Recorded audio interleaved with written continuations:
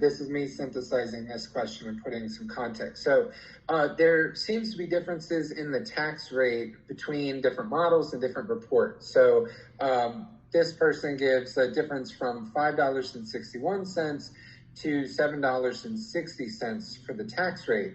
Given these big differences, could that make plant closures faster, or would it increase electric rates much faster? These are great questions from a very informed audience. Should have brought my A+ game today. You guys are good. So what that's referring to is the allowance price. So the RGGI allowance price, right? There's quarterly auctions that are already happening, before Pennsylvania gets in. The other states are participating in those, and we modeled an allowance price based on kind of the data we had when we modeled, and then the model projects an allowance price in the future.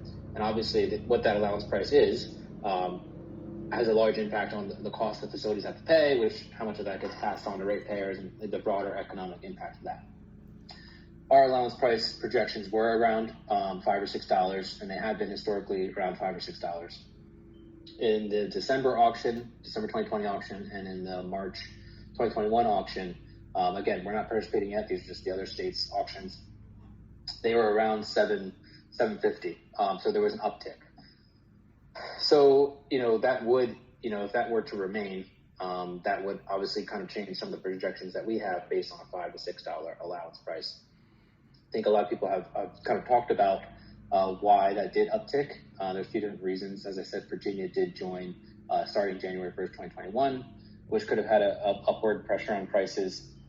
There was also the end of that, I mentioned there's 3-year compliance periods that RGGI has. This past 2020 was the end of the compliance year, so there might have been more pressure at the last auction, the compliance year, to buy more allowances.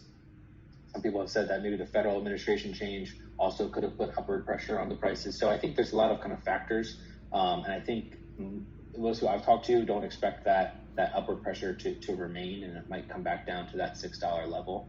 So we'll see.